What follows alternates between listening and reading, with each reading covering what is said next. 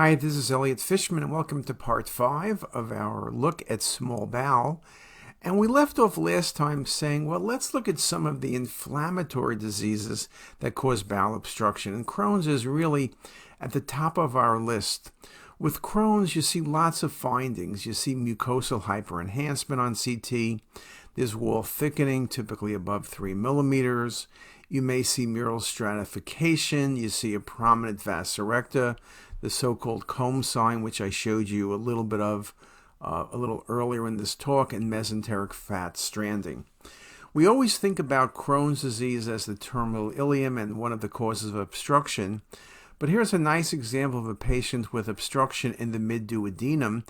You can see dilated small bowel proximal to the stricture and distal to the stricture because there's a second zone of narrowing here.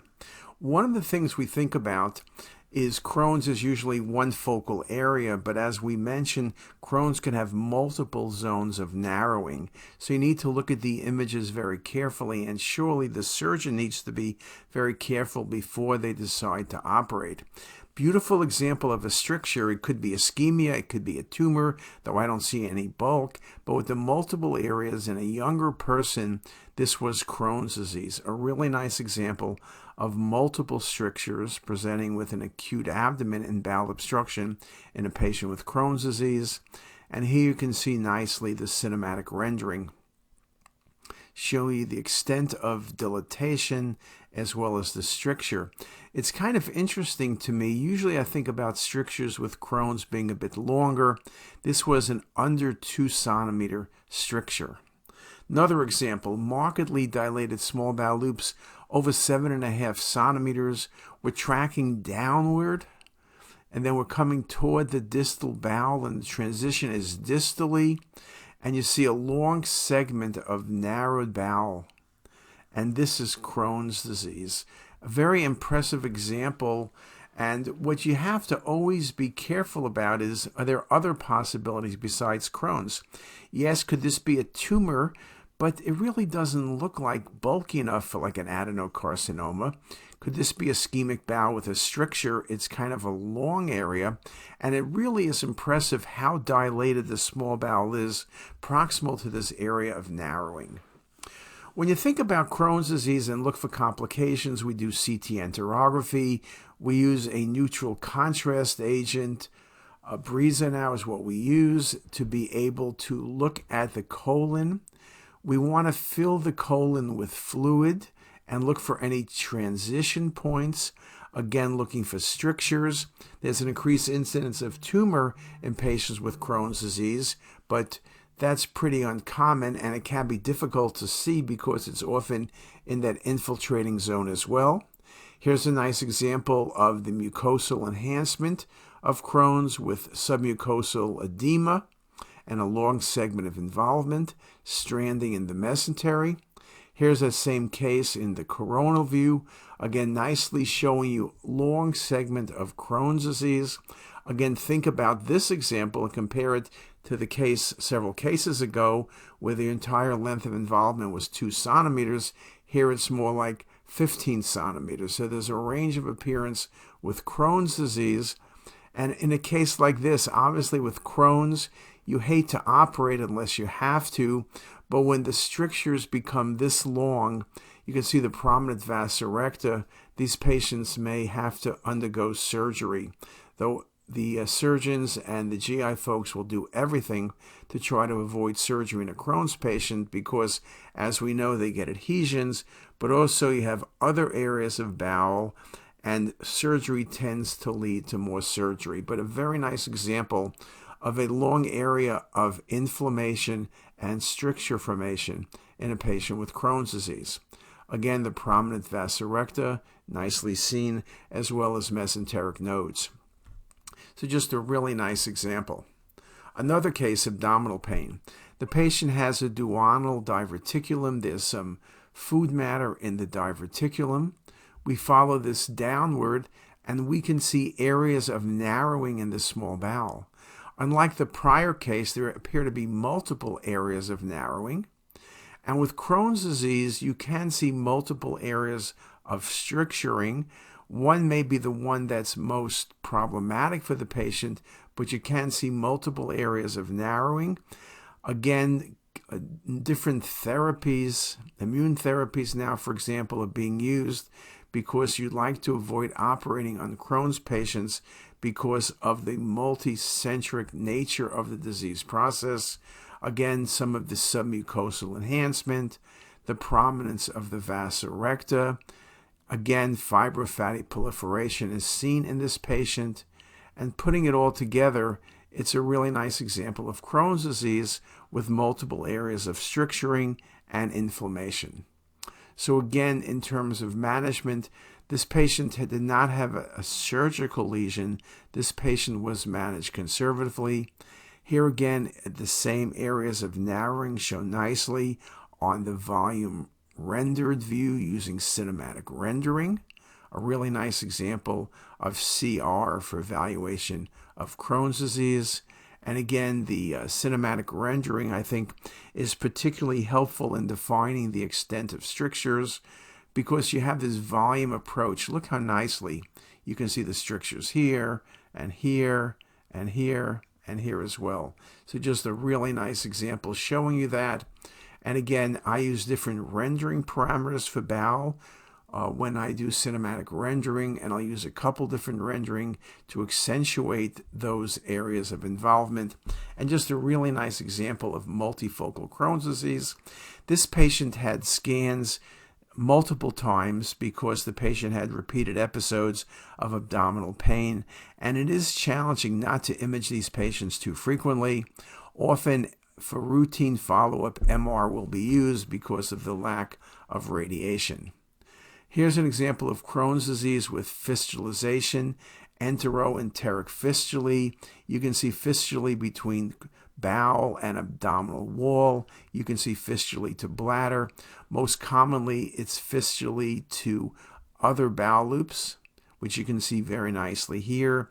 The mucosal enhancement showing that the patient's disease is active, the areas of strictures, the areas of narrowing, all very nicely shown on the 3D mapping. And here it is again, a really good example of areas of narrowing and stricture formation and active Crohn's disease. And again, I think in terms of our evaluation in the case of small bowel obstruction, you're really trying to find the cause of dilatation if there is any, but again, knowing that the surgeons are going to do their best to simply try to manage the patient. So we look for any complications that might lead to the need for surgery. Now, other things you can think about. Here's inflammation in the mesentery. It's really epicentered around small bowel loops in the jejunum, and then you start looking hard and there's little outpouchings. If this was in the sigmoid colon, you would say diverticulitis, but it's in the jejunum. And we often forget that jejunal diverticulitis, ileal diverticulitis does occur. The most common place for diverticulum in the small bowel is in the duodenum. Usually those are asymptomatic, but jejunal diverticulitis, and this is a really nice example, is one of the causes of small bowel obstruction. You get focal inflammation, you can get focal perforation, all very nicely shown in this example. So it's important that when you think about bowel, we think about Crohn's disease, but also think about the possibility of small bowel diverticulitis. Just a really nice example of jejunal diverticulitis. Here's another example, very similar, inflammation of the bowel. One of the things it can be confused with, of course, is a perforation, maybe a foreign body perforation perhaps, but then you need to see the foreign body. Also, you see multiple diverticuli here, which makes it a bit easier to make that diagnosis.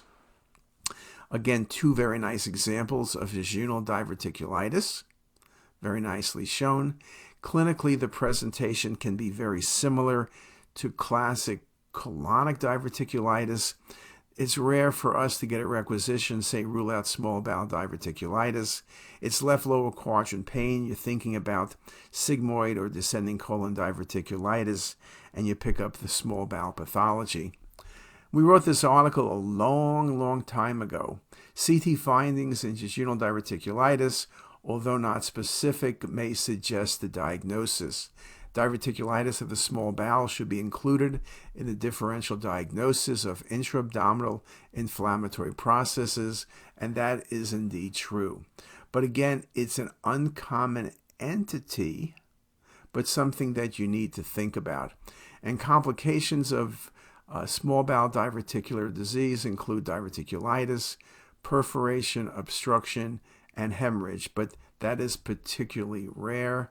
A more recent article by Carlos Benitez on the topic made the point that CT with IV contrast are considered the preferred imaging modality, both for its accuracy, which enables to detect acute complications.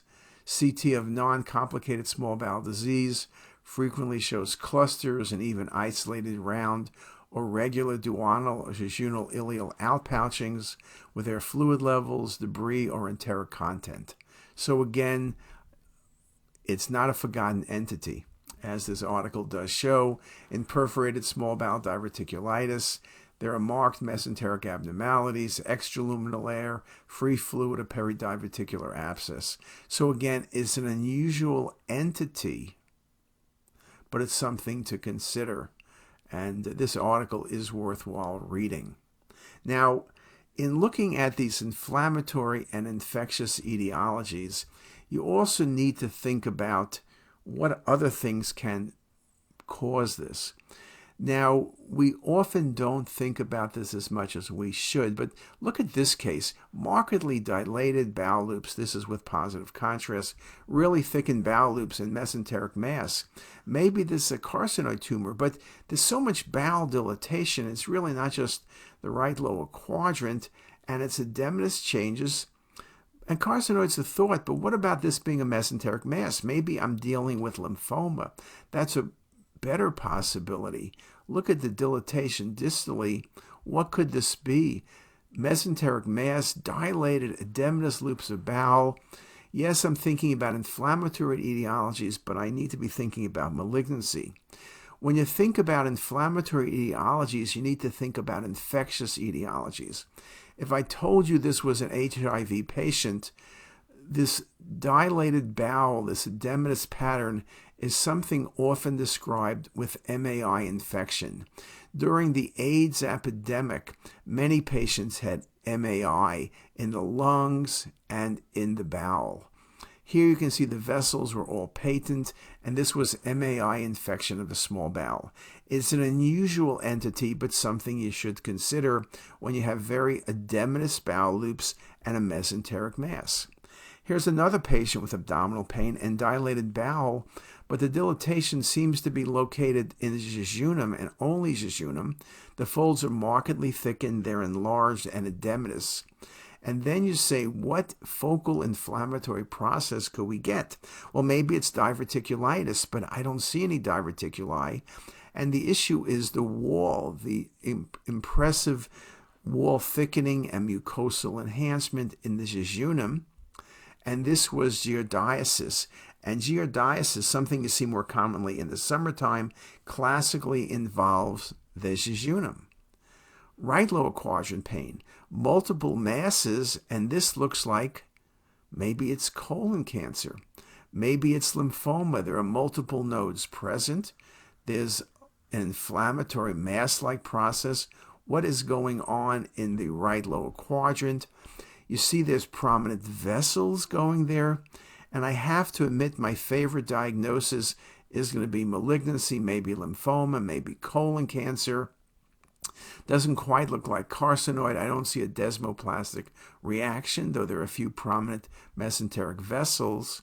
So what am I dealing with here? When we talk about infectious, we talk about MAI and those thickened folds. We talk about giardiasis in the patient's jejunum. When you talk about the cecum, this was salmonella infection.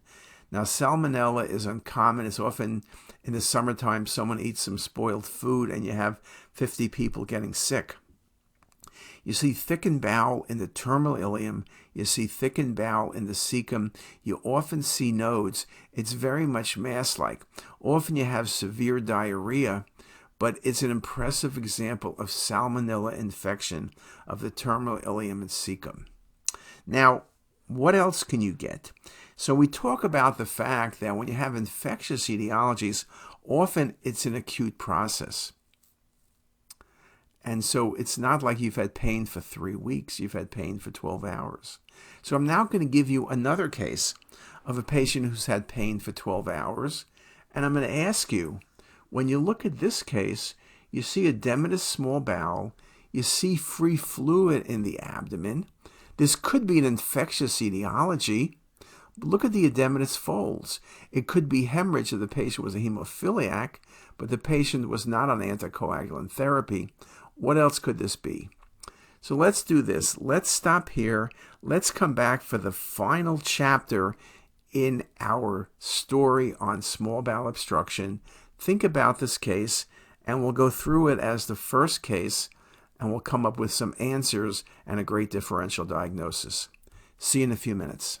If you like this video, make sure to subscribe to the CTisus YouTube channel. You can also visit us at ctisus.com for even more videos, plus quizzes, pearls, protocols, and oh so much more. We're also in the App Store and have well over a dozen apps for iPhone and iPad, all completely free. Thanks for watching.